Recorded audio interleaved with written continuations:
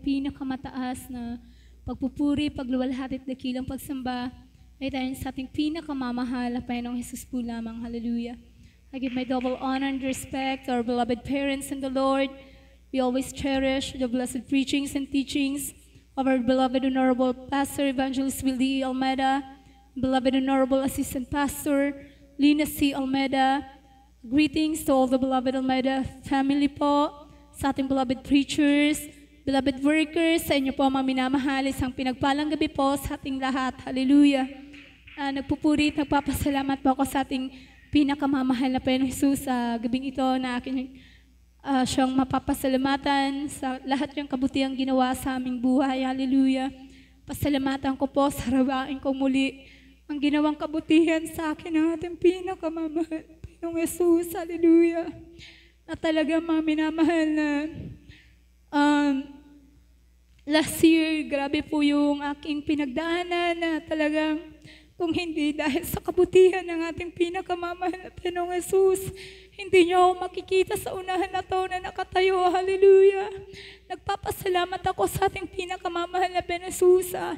Pinagkaloob niya sa aking kagalingan at kalakasan. Hallelujah. Na talagang last year po, akala ko talaga hindi ko naaabutin pa ang December po, mga minamahal, dahil talagang ramdam ko sa sarili ko yung parang hindi ko na po kaya, mga minamahal. Hirap na hirap po talaga ako sa aking kalagayan. Hirap ako sa lahat ng bagay, maging kahit kumakain po ako, sobrang nahirapan po ako. Ngumunguya lang po ako, mga minamahal, para na pong maputol yung paghinga ko. Hallelujah. Ngunit sadyang napakabuti ng ating pinakamamahal na Panginoong Jesus, dahil talagang nandun ang kahabagan ng ating pinakamamahal na Panginoong Jesus na binigyan niya ako ng kalakasan. Hallelujah. Nandun rin yung panalangin ko sa ating pinakamamahal na Panginoong Jesus na sa tuwing araw ng pananambahan, yung makita ko yung sarili ko na nasa bahay-sambahan ako, maminamahal, na kahit hirap ako, nandun yung sabi ko, mahal na Panginoon, bigyan mo ako ng kalakasan.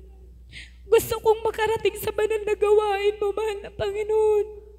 Pag nasa banal na gawain ako, mga minamahal, payapa yung puso at isipan ko. Nawawala yung takot ko sa puso. Hallelujah. Nandun na nakakatulog po ako ng mahimbing, mga minamahal. Pag nandito sa bahay-sambahan, wala kang ibang maririnig kundi pupuri sa ating pinakamamahal na Panginoong Jesus. Kaya't maraming salamat sa ating pinakamamahal na Panginoong Jesus, dahil talagang saga ng aking sarili, mga minamahal, kung wala ang gabay at patnubay ng ating pinakamamahal na Panginoong Jesus, hindi ko po kakayanin, mga minamahal. Talagang maraming salamat sa ating pinakamamahal na Panginoong Jesus, mga minamahal. Sa tuwing naalala ko yan, mga minamahal, talagang naiiyak po ako, mga minamahal, dahil kumbaga po sa kabila ng aking mga pagkukulang, pagkakasala sa ating pinakamamahal na Panginoong Jesus, nandyan po yung kahabagan niya, mga minamahal. Napakabuti ng ating pinakamamahal na Panginoong Jesus. Nandyan po, mga minamahal, may time na mga 2 o 3 beses ko pong naranasan na talagang hindi ko po alam kung ano yung position ko, kasi hinahabol ko po yung paghinga ko, parang hanggang dito na lang po sa leeg ko yung paghinga, mga minamahal. Nandun na, uupo ako, tatayo, upo, tayo, dahil hindi ko alam kung hinahabol ko yung paghinga ko na parang mapuputol po yung paghinga ko, mga minamahal. At may time din po noon na papunta na po kami sa Sunday po nung araw na yan, mga minamahal. Yung mga kapatid ko po, kumbaga na-assign po sila sa iba't ibang outreach po, mga minamahal. Nandun po na nagpe-prepare po sila. Nandun din po, mga minamahal, na talagang bigla na lang po ako na halos mawala na po yung malay ko, mga minamahal. Nandun yung mahal na ina ko na parang ginigising niya po ako, mga minamahal. Tinatawag niya yung pangalan ko. Tinawag niya rin yung mga kapatid ko para magpuri sa mahal na Panginoon. Nandun na. Akala ko hanggang doon na lang yung buhay ko. Ginawa nila mga minamahal. Nagpuri sila sa ating pinakamamahal na pinususat nila hands po ako. Nandun yung pinagkaloob sa akin ng kalakasan ng ating pinakamamahal na Pinusus. May mga panahon din mga minamahal na talagang tinuruan ako ng ating pinakamamahal na Pinusus na magpuri mga minamahal. Totoo sa pagpupuri, nandun ang pagtatagumpay. Hallelujah. Ginigising ako ng mahal na Panginoon tuwing madaling araw, 4:00 ng umaga, mga minamahal. Pag ginising ako ng mahal na Panginoon, kailangan magpuri na po ako. Kasi bilang isang tao, mga minamahal, meron akong nararamdaman, mahirap para sa akin na gawin yon. Kasi gusto ko lang po makahiga. Ay, hindi nga po ako makatagal sa pag-upo. 5 minutong nakaupo, hirap na po ako niyan. Kaya nandun na, pag ginising ako ng 4:00, sasabihin ko, mahal na Panginoon, baka pwede pong mamayang 6:00 na lang po ako magpupuri kasi hindi ko po kaya. Alam niyo mga minamahal, ang mangyayari sa akin, yung bigat na nararamdaman ko, magiging doble po yan, triple pa. Talagang ang gagawin ko, magpupuri po ako sa ating pinakamamahal na Pinusus. Dahil talagang yung mga bigat na nararamdaman ko niyan, naaalis po mga minamahal. Hallelujah. Hanggang sa natutunan ko na tuwing madaling araw magpuri mga minamahal. Tapos parang parang sabi ko, parang walang nangyayari na sa pagpupuri ko. Sabi ko, dagdagan ko pa ng 1 oras. 1 oras ng joyful, 1 oras ng solemn song, mga minamahal. Napakabuti ng ating pinakamamahal na Panginoong Hesus. Totoo, hallelujah, ang ating Diyos sa pinaglilingkuran. Nandun mga minamahal na talagang unti-unti pinalakas ako ng ating pinakamamahal na Panginoong Hesus. Sa umaga, 2 oras na pagpupuri. Sa hapon, 1 oras sa pagpupuri.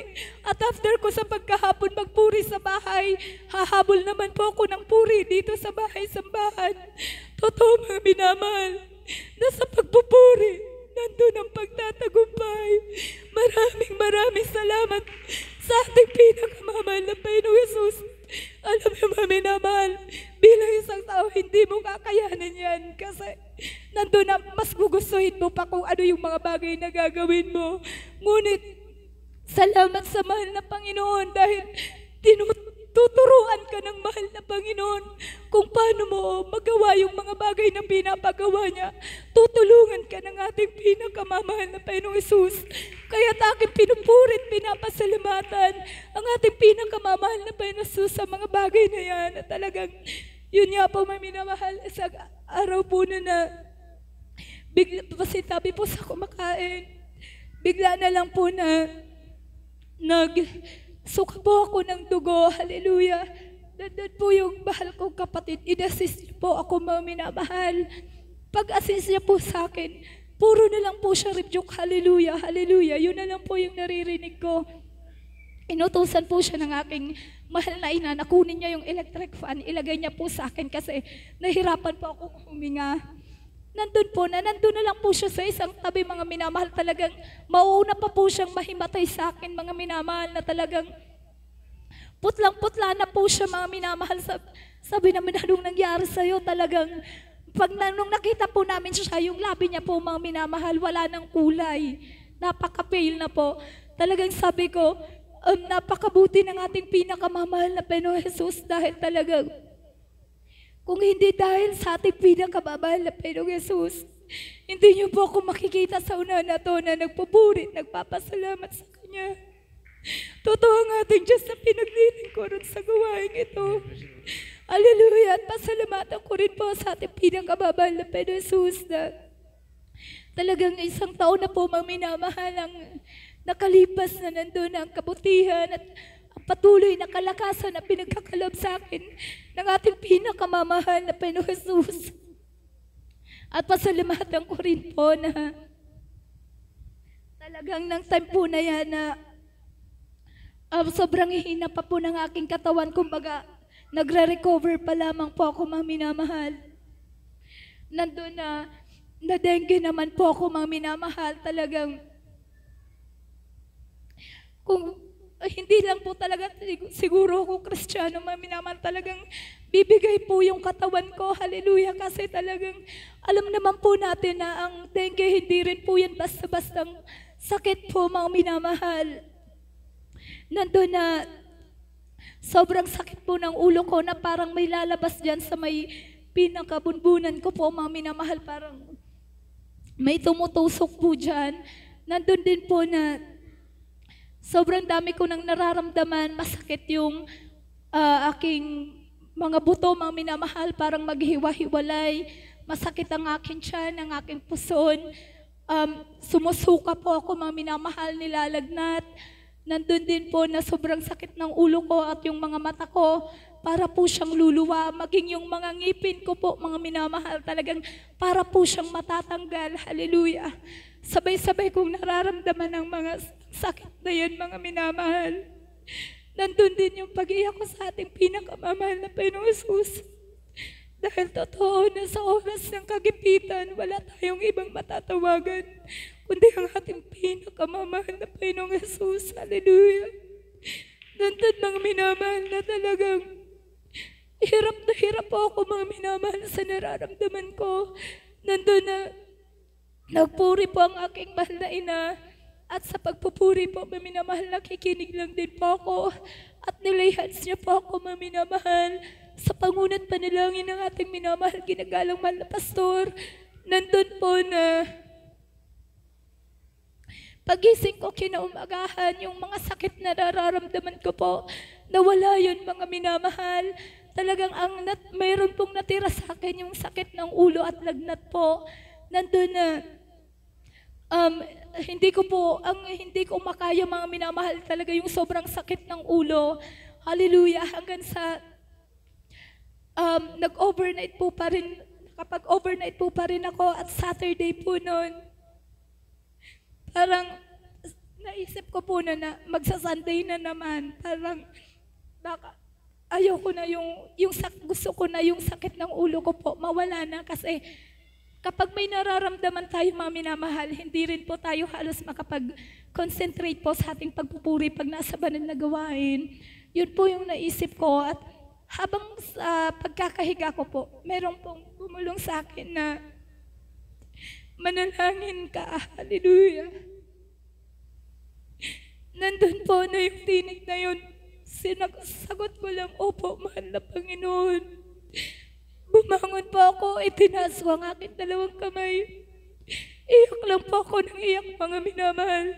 Grabing pagbuhos ng aking luha. Wala akong masampit na panalangin. Hallelujah. Hanggang sa nakatapos ko po umiyak, sabi ko, mahal na Panginoon, baka hindi ko po kayanin lahat, mahal na Panginoon. Bigyan mo ako ng kalakasan, mahal na Panginoon. Hallelujah. Napakabuti ng ating pinakamamahal na Panginoong Hesus. Totoo, mga minamahal, na hindi maiksi ang kamay ng ating pinakamamahal na Panginoong Hesus. Hindi rin siya bingi o hindi rin mahina ang kanyang makinig na hindi niya marinig ang ating tinig o daig sa kanya. Nandun, mga minamahal, pag-layhats ko sa aking yun lang po yung nabanggit ko, nilayhats ko yung sarili ko. Maya-maya, mga minamahal, yung sobrang sakit ng ulo ko, nawala po yan, mga minamahal. Praise the Lord.